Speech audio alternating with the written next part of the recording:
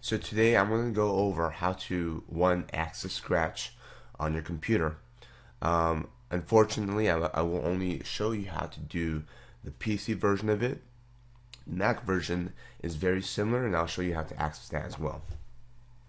So the first thing you want to do is for the PC you want to go to your Start menu and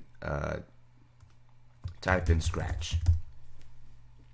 And Scratch 2 will be found in your Start menu. You click on that, and this program will open up. It's very similar to code.org, where you have your your sprite right there, which is a graphics. The list of all your sprites should be on the bottom here. This is your stage. So if I click on the stage, I'm able to adjust the background and adjust the sounds if I want to. This area is your script palette, where your programming will happen right here. So if I click on the sprite, a whole bunch of commands show.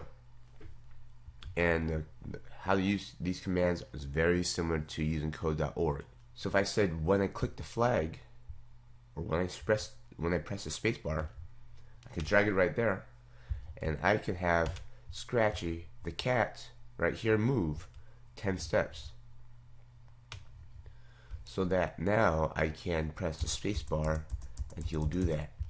I can add more codes. Point in the direction 90 degrees. Well, that's not working. He is pointing in the direction 90 degrees. Let's try another one.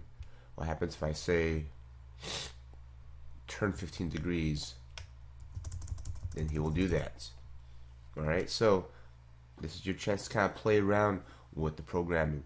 It's a little bit more complicated because with more options means more opportunities to try different things out. Now, for the goal of our class, you will undergo 9 levels of Scratch making projects.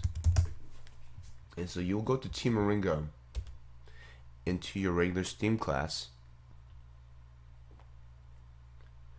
and if you scroll down to your levels here, level 1, level 2, and level 3, if you click on level 1,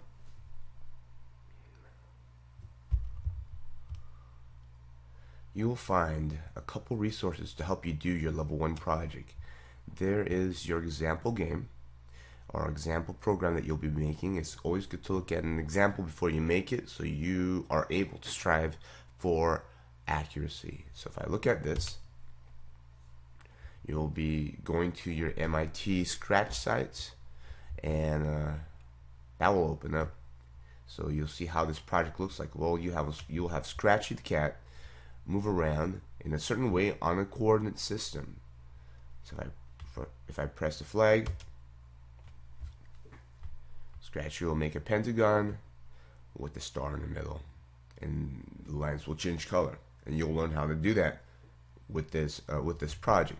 Also attached are 2 things. Okay, it's not here at this moment, but I just finished it last night. There's going to be a video of me going over how to do stage 1, and there is a stage 1 reading. I would say look at both resources.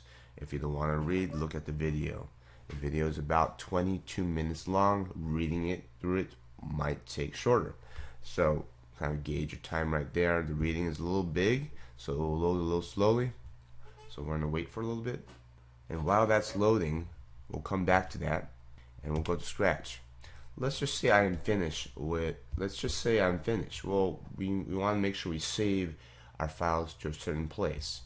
I advise that you save all of your files in a folder on your desktop.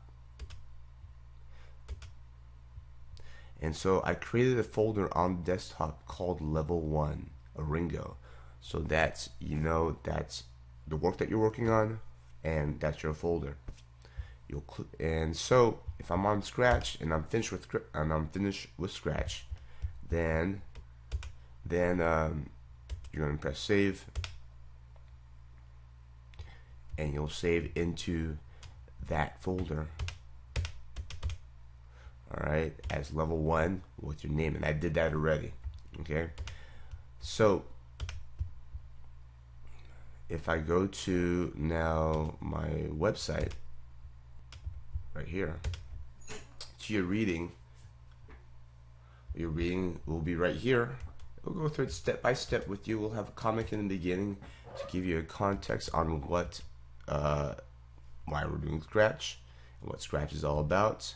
In the beginning is all about the interface, what these commands do, but as you get to the middle of it, that's when you actually start creating your Scratch stuff, especially when it says, not onto the fun stuff. To use Scratch to program the movements, you first have to understand how Scratch positions things. These are the first areas of Scratch. Okay?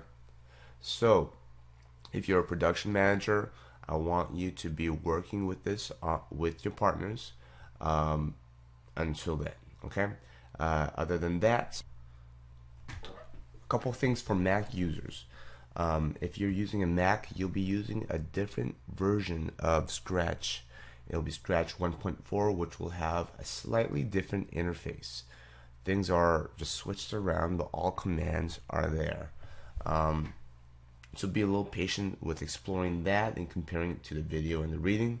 But how to access Scratch on your Mac is you want to go to the Go menu, sorry, not the application menu, in the Finder. And you know it's the Finder because on the top left hand corner of your screen you will see Finder. Now after the Go menu, you want to find the Applications folder. And when you get to the Applications folder, click on the Applications folder, and you'll find a window will open, and you want to scroll down and find the Scratch folder in the Applications folder. And inside that, so once you open the Scratch folder, click on the Scratch program. Okay, and that's how you access Scratch on the Mac.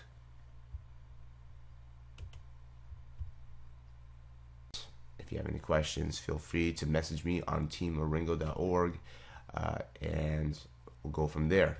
Last thing I forgot, when you're done with level 1, you want to submit it all online. Within each levels, there's a submit bucket right here. Click on that submit bucket.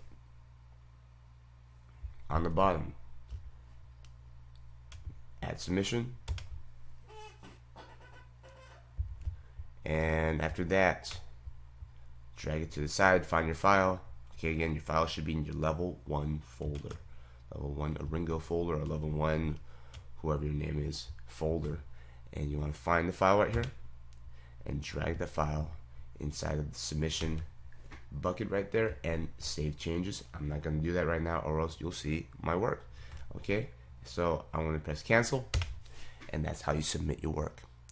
Okay, I'll see you all on Monday. Have a nice Friday and have a nice weekend.